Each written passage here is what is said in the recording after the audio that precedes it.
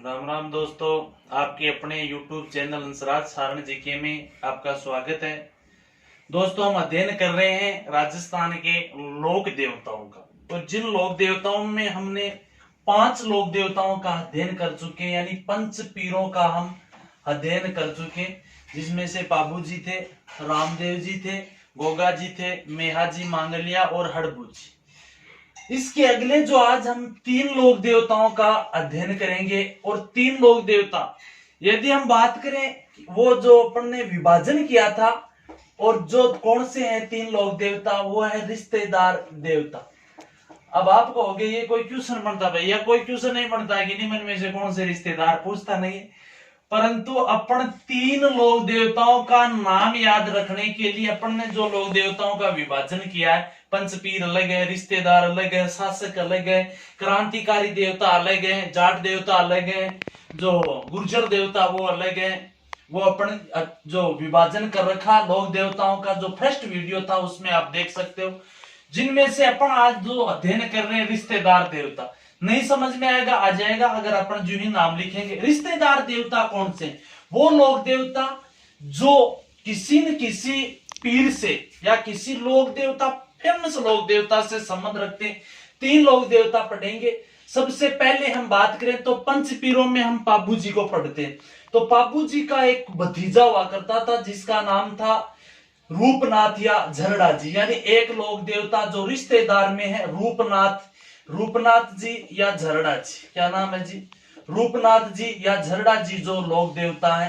कौन है रूपनाथ जी, झरड़ा जी? अपन ने रिश्तेदार में शामिल किया। ये पाबू जी के भतीजे। किसके भतीजे हैं? पाबू जी राठौड़ के भतीजे हैं। पाबू जी राठौड़ के भतीजे हैं, तो यानी पाबू जी राठौड़ के भाई का क्या नाम था, जिनकी रूपनाथ जी या झरड़ा जी पुत्र है, यानी बुड्ढो जी के पुत्र है। किन के पुत्र हैं ये? पाबू जी का भाई था बुड्ढो जी, और उन बुड्ढो जी के पुत्र हैं ये रूपनाथ या झरड़ा जी। बुड्ढो जी वही है जिस बुड्ढो जी की पुत्री होती है केलम, और उस केलम का विवाह गोगा जी के साथ किया जाता है। रूपनाथ व झरड़ा जी, अगर बात करें इनका जन्म स्थान की, तो जन्म कहां? कोड़ूमंड में भाई। जहां बाबू जी का जन्म हुआ वहीं इनका कोड़ूमंड फड़ौदी जोधपुर में। रूपनाथ झरड़ा जी, जाति तो बाबू जी राठौड़, तो ये भी राठौड़, बेसिक सी बात है। सबसे बड़ी बात है जो रूपनाथ जी व झरड़ा जी का सबसे बड़ा योगदान है, तो वो योगदान क्या है? यदि हम योगदान की बात करें, देखो अपन पढ़ते हैं बाबू जी को। बाबू जी की एक घोड़ी थी केसर कालवी, ये भी आप जानते हो। मूल रूप से केसर कालवी घोड़ी किसकी थी? तो केसर कालवी घोड़ी देवल चारणी की थी। किसकी थी? देवल चारणी की। और देवल चारणी से केसर घोड़ी को मांग करने वाला पहला व्यक्ति कौन होता है? देवल चारणी से केसर कालवी घोड़ी को मांग करने वाला पहला व्यक्ति होता है जिंदराव खिंची। कौन था? जिंदराव खिंची। ठीक दोस्तों, जिंदराव खिंची कौन था? दिमाग में आए तो बाबू जी का बहनोई होता है, जायल नागौर का है जिंदराव खिंची, जिसने देवल चारणी जो गाजड़िया गांव की होती है, भीमदान चारण की पत्नी है, इससे केसर कालवी घोड़ी मांगता है जिंदराव खिंची जो जायल का है। ये कौन है? बाबू जी का बहनोई है। देवल चारणी ने केसर कालवी घोड़ी जिंदराव को देने से मना कर दिया, भैया जिंदराव जी आपको मैं केसर कालवी नहीं दे सकती। परंतु जब बाबू जी का विवाह मंडता है, उस दौरान कहा अमरकोंट में, जब बाबू जी अपने विवाह के लिए जाते हैं, उस दौरान बाबू जी ने देवल चारणी से केसर कालवी घोड़ी लेकर गए थे। अब पहले मांगी किसने? इसने। इसको तो मना कर दिया, परंतु देवल चारणी ने बाबू जी को केसर कालवी विवाह के दौरान घोड़ी दे दी थी।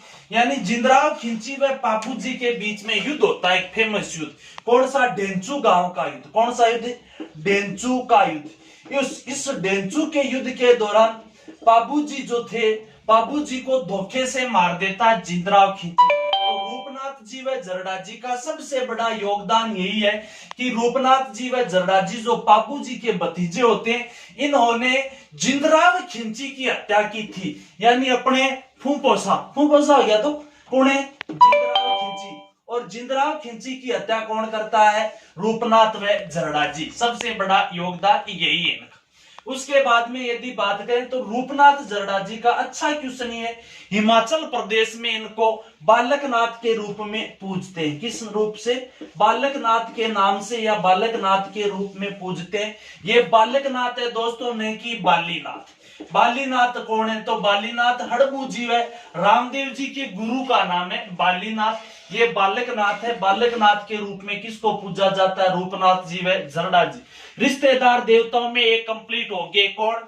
हड़प्पा के जो पाबू जी के भतीजे थे, पाबू जी के भतीजे कौन? रूपनाथ जी व जरडा जी। उनका हम अध्ययन कर चुके हैं। यानी एक रिश्तेदार देवता, वैसे कोई क्वेश्चन नहीं बनता निम्न में से कौन सा रिश्तेदार देवता नहीं है, परंतु बस अपने को याद रखना है। बाबू आना चाहिए, क्या भी आना चाहिए। अपने को 3 लोक देवताओं का नाम याद रखना, जिसमें एक का अध्ययन कर चुके रूपनाथ या जरडा जी, जिनको हिमाचल में बालकनाथ के नाम से पूजते हैं। पाबू जी के भतीजे हैं, बुड्ढो जी के पुत्र हैं। इन्होंने हत्या की थी जायल के जिंदराव खिंची की, और इनको बालकनाथ के नाम से। उसके बाद में दूसरे जो रिश्तेदार देवता है वो केसरिया कंवर जी।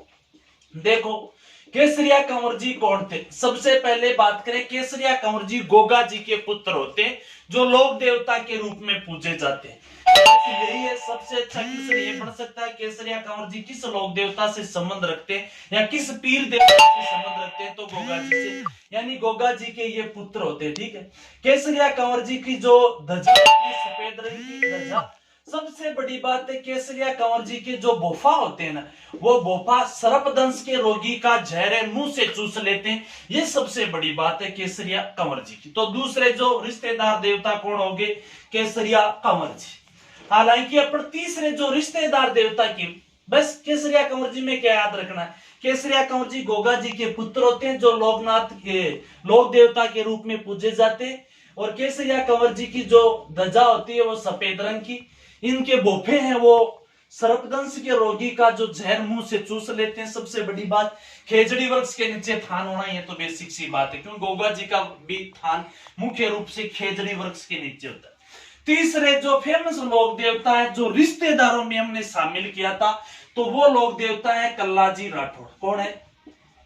कल्लाजी राठौड़ जी। दोस्तों कल्लाजी राठौड़ आखिर किससे संबंधित है? ये कल्लाजी राठौड़ देखो जी, लोक देवता का रिश्तेदार नहीं है, परंतु भगत जी एक कृष्ण भगत मीराबाई के भतीजे। किसके भतीजे? मीराबाई के भतीजे हैं। कौन? कल्लाजी राठौड़, मीराबाई के भतीजे। देखो कल्लाजी राठौड़ है, मूलतः इनका जो जन्म स्थान है वो है सामलिया गांव,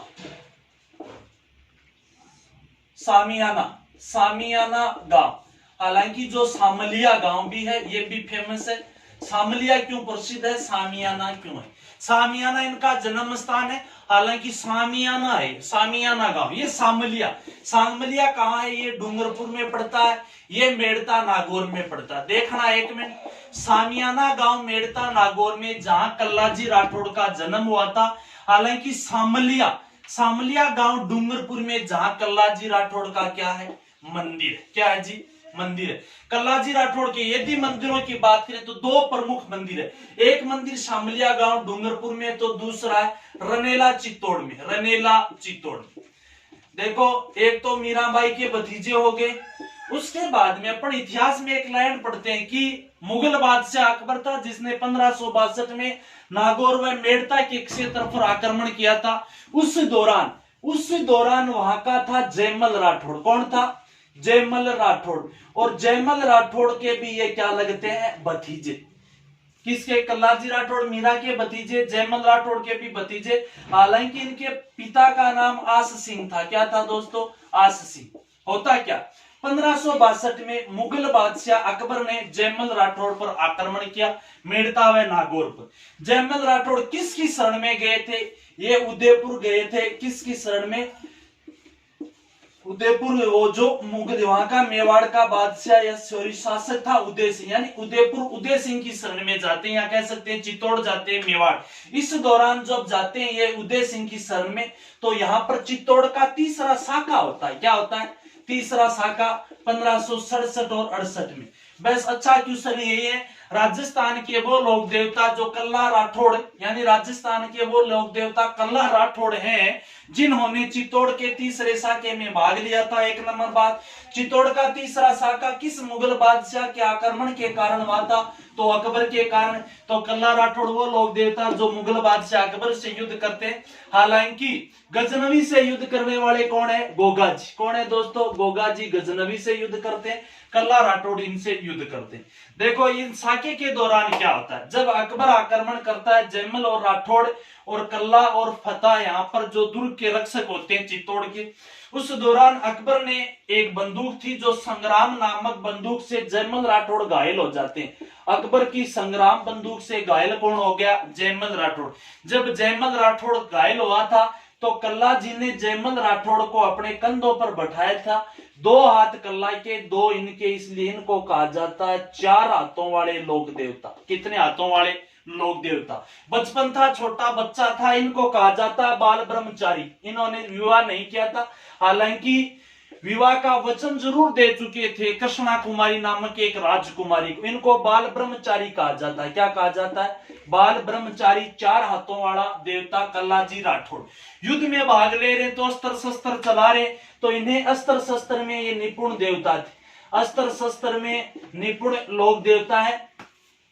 उसके बाद में जब ये इस साके के दौरान वीर गति को प्राप्त होते हैं तो भैरव पोल जो दरवाजा होता है चित्तौड़ दुर्ग का, कौन सा दरवाजा? भैरव पोल। और उस भैरव पोल दरवाजे के पास कल्ला राठौड़ की क्या बनी हुई है? छतरी। हालांकि जो भैरव पोल का नाम बताया जाता है कल्ला राठौड़ के गुरु के नाम से रखा जाता है। यानी कल्ला राठौड़ के गुरु कौन थे? तो कल्ला राठौड़ के गुरु थे भैरवनाथ। कौन थे? कल्ला राठौड़ के गुरु होते हैं भैरवनाथ, और उनके गुरु के नाम पर उस जो चित्तौड़ के दरवाजे का नाम भैरव पोल, और इसी भैरव पोल के पास कल्ला राठौड़ की क्या है? छतरी। तो कल्ला राठौड़ की छतरी खड़े जी चित्तौड़ दुर्ग में। कल्ला राठौड़ के 2 मंदिर है प्रमुख। एक मंदिर रनेला चित्तौड़ में है, एक है जो सामलिया डूंगरपुर में। और कहते हैं यहाँ कल्ला राठौड़ को जो केसर अफीम चढ़ाई जाती है, काली मूर्ति है कल्ला राठौड़ की। मैंने 4 हाथों वाले देवता, बाल ब्रह्मचारी लोक देवता, अस्त्र शस्त्र में निपुण देवता। तो दोस्तों अपन ने अध्ययन किया आज राजस्थान के 3 रिश्तेदार देवताओं। वैसे कोई क्वेश्चन नहीं बनता है कौन सा रिश्तेदार दे, परंतु अपन को याद रखना 3 रिश्तेदार, यानी इससे 3 लोक देवता। रूपनाथ जरडा जी पाबू जी के भतीजे, केसरिया कंवर जी गोगा जी के पुत्र है, कल्ला जी राठौड़ जो मीरा के भतीजे होते हैं, जयमल राठौड़ के भतीजे। हालांकि इनके पिता का नाम आस सिंह, जन्म सामियाना, सामियाना और सामलिया, सामलिया, सामलिया तो डूंगरपुर। धन्यवाद दोस्तों। इसी के साथ